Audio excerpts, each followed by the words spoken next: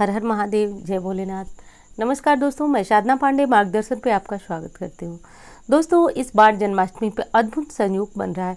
कहा जा रहा है कि ये वो संयोग है जब द्वापर में श्री कृष्ण जी ने जन्म लिया था, तो ठीक वैसा ही संयोग इस बार श्री कृष्ण जन्माष्टमी के समय बना हुआ है। यानी कि सारे शुभ संयोग इस बार वही बने हैं जो द्वापर में श्री कृष्ण जी जन्म लिया था उस समय बने हुए थे। आज भी ठीक वही योग बने हुए हैं।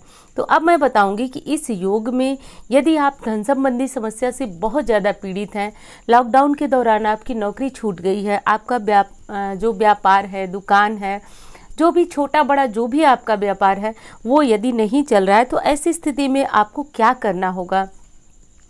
दोस्तों, आप जानते हैं कि हमारे धर्म शास्त्रों में शुभ मुहूर्त का, अच्छे समय का बहुत अधिक महत्व है। एक साधारण शब्द में आपको बात बताऊं तो हमें आपको किसी से जब बात करनी होती है तो सबसे पहले हम समय देख करके जाते हैं।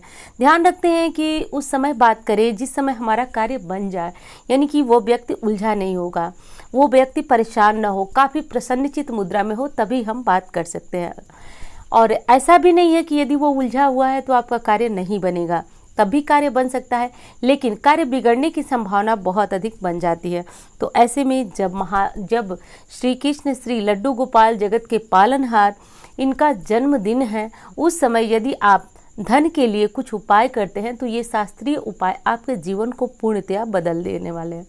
यदि आपने बहुत सारे व्रत रखा, आपने बहुत सारे उपाय किया और अब तक आपको लग रहा है कि जीवन में कुछ भी ऐसा नहीं हुआ कि जिसकी आप तारीफ कर सकें, भगवान को धन्यवाद दे सकें, ऐसा कुछ आपके साथ हुआ नहीं, तो अब आपको श्री कृष्ण जन्माष्टमी पे जो बताने जा रही हूँ, ये 3 उपाय आपको बस करना है। और देखिए, उपाय उसी तरह करना है जिस तरह मैं बताने जा रही हूँ। इसमें किसी भी प्रकार का संदेह या इधर उधर की गुंजाइश नहीं है, क्योंकि माँ लक्ष्मी को प्रसन्न करना है। माँ लक्ष्मी को प्रसन्न करना बहुत बड़ी बात होती है। देखिए, जो मैंने अभी अभी कहा कि जब हम इंसान से बात करने जाते हैं तो उसकी प्रसन्नता, वो उचित समय देख करके जाते हैं। तो ऐसा बिल्कुल नहीं है कि जब आप परेशान हों या फिर जब आपको कोई समस्या हो तो आप उस समय देखें। देखिए, मैंने तो एक साधारण सा उदाहरण देकर अपनी तरफ से कोशिश किया आपको समझाने की। तो मेरे कहने का ये अर्थ बिल्कुल नहीं है कि भगवान आपकी सुनेंगे नहीं, बिल्कुल सुनेंगे। लेकिन जब कोई शुभ मुहूर्त होता है, कोई शुभ समय होता है, तो जब उस समय हम कोई उपाय करते हैं तो वो हमारे लिए सोने पे सुहागे के समान कार्य करता है। तभी तो आपको बताया जाता है कि इस जो समय है इसमें ये चढ़ाइए। जैसे कि नवरात्रि हो गई, आप हमेशा जा सकते हैं देवी दुर्गा के धाम में दर्शन करने, पूजन करने, लेकिन क्यों नवरात्रि विशेष है? क्योंकि ये माँ का समय है, माँ का मुहूर्त है, माँ का प्रत्येक क्षण है। तो उस समय यदि आप कोई कार्य करते हैं तो माँ की आपकी ऊपर विशेष कृपा होती है। क्षमा कीजिए दोस्तों, मैं आपका समय थोड़ा सा ले ली, लेकिन मेरी पूरी कोशिश होती है, जैसा कि आप जानते हैं कि मैं पूरी कोशिश होती है कि सिर्फ मैं बोल करके वीडियो तैयार नहीं करूं, मैं आपकी अपने मन की बातें आप तक पहुंचाऊं जिससे आप पूरी तरह से सहमत हो। तो बस यही कोशिश मेरी रहती है। चलिए, उपाय पे ध्यान देते हैं। करना यह है दोस्तों कि अब तक आपने बहुत सारे व्रत रखे, बहुत सारे उपाय किए, आपने बहुत सारे पाठ किए, अब तक आपका कोई भी कार्य नहीं बना है, तो आप ये बात जानते हैं कि श्री हरि विष्णु के रूप ही श्री कृष्ण जी हैं।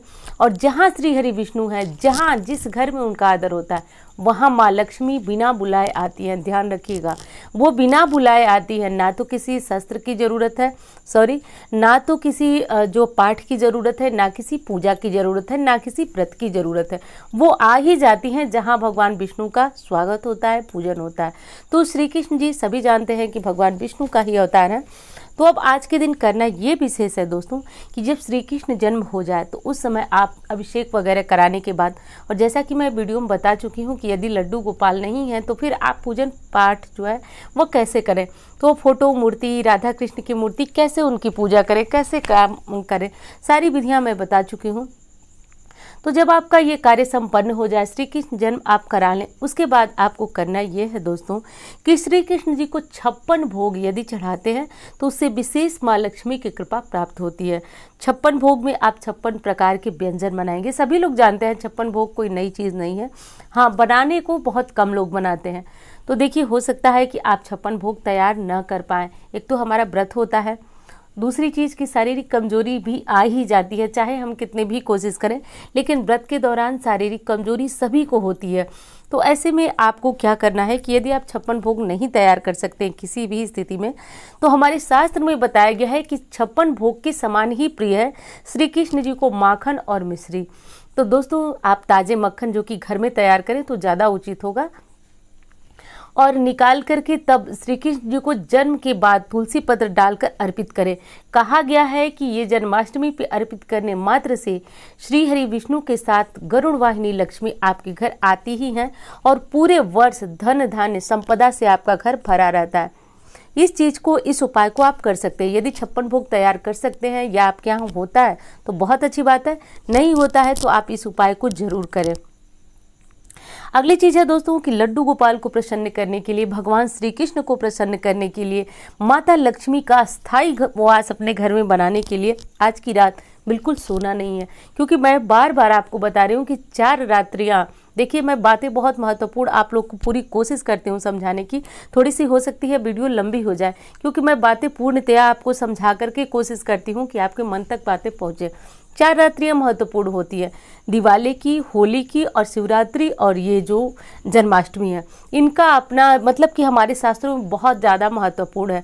और जो व्यक्ति लक्ष्मी के इच्छुक हो, देखिए मोटे शब्दों में बता रही हूँ, जो लक्ष्मी के इच्छुक हो वो इस रात्रि को शयन न करे, इस बात का ध्यान रखें। तो यदि आपको बहुत नींद आती है किसी भी कारण से, तो कम से कम कोशिश करें कि 1 बजे तक तो आप बिल्कुल भी बिस्तर को त्याग ही दे। 1 बजे के बाद जो है आप जाकर के शयन कर सकते हैं, लेकिन 1 बजे तक आप जगे रहें, क्योंकि इस जगने से माँ लक्ष्मी की कृपा होती ही होती है। एक चीज़ बता दूं मोटे शब्दों में कि जो लोग दर दर की ठोकरें खा रहे थे वो इन 4 रात्रियों में मात्र साधना किए, ध्यान दीजिए, सिर्फ 4 रात्रियों में साधना किए और उनका जीवन बदला है। ये मैंने अपनी दोनों आंखों से देखा है, तो मुझे यकीन है, मुझे भरोसा है, और आपको इसीलिए बार बार इन चीज़ों पे दोहरा रही हूँ, बता रही हूँ।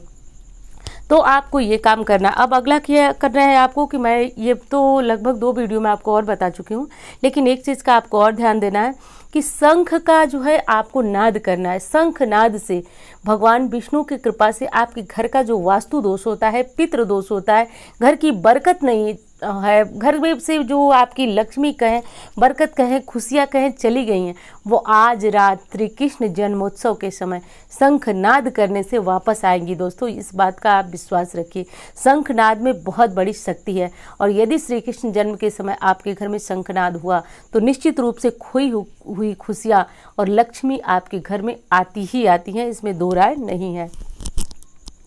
अगला उपाय करना है दोस्तों, ये सभी जानते हैं कि श्री हरि विष्णु और तुलसी का क्या संबंध है और किस प्रकार श्री कृष्ण के जन्म पे तुलसी प्रसन्न रहती हैं, इसका तो मतलब पूछना ही नहीं है। जिस दिन जन्माष्टमी रहती है उस दिन तुलसी की पूजा परिक्रमा करने का अपना एक अलग विधान है। तो देखिए, आप जल वगैरह तो नहीं चढ़ाएंगे, लेकिन आप इनकी पूजा, शाम को जो है घी का दीपक जरूर लगाएंगे तुलसी माता के पास, तुलसी जी के पास जो है घी का दीपक लगाएंगे। और ये दीपक कोशिश करिए कि वे रात, पूरी रात जलती रहे, क्योंकि ऐसा नहीं हुआ कि हम शाम को जो सामान्य दीपक लगाते हैं वो दीपक जो है वो कुछ देर बाद जो है ठंडा हो ही जाता है, लेकिन आपको एक बड़ा दीपक लेना है और उसमें लाल कलावे की बाती डालना है। कलावा वही जो मौली होता है, जो लोग हाथों में बांधते हैं, इसको आप बाती बना लें, चाहे मोटी करके या फिर पतली, जैसे हो सक्षम आप, जैसे आपको लगे कि आपकी बाती जल जाएगी उस तरह से आप बाती बना लें। और इसमें इतना ज़्यादा घी या तेल भरें जो आपकी बाती रात भर जलती रहे, कम से कम 1 बजे तक तो जलती ही रहे।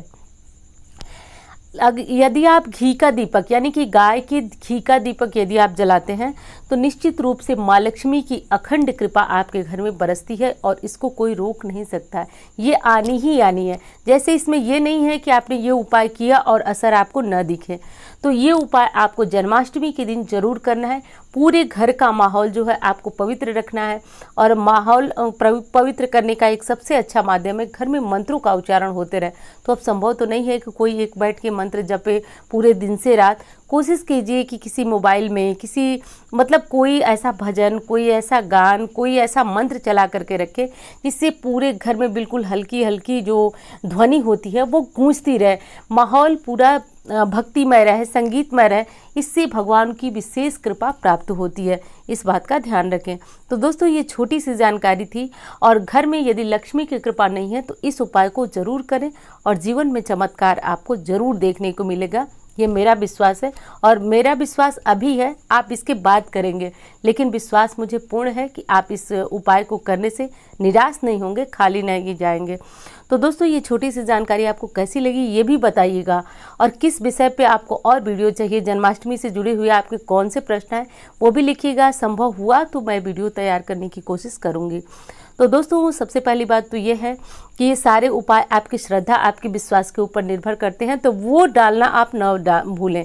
श्रद्धा और पूर्ण विश्वास रखें और भगवान का स्मरण करें, प्रार्थना करें। आपके प्रार्थना में बहुत शक्ति है, प्रार्थना से भगवान के सिंहासन को भी हिलाया जा सकता है, बस सच्चे दिल से प्रार्थना होनी चाहिए। तो ये चीज़ें ध्यान रखें और चैनल को सब्सक्राइब करके रखें, इस तरह की जानकारी आपको मिलती रहेगी। उम्मीद करती हूँ जानकारी आपको पसंद आएगी। धन्यवाद।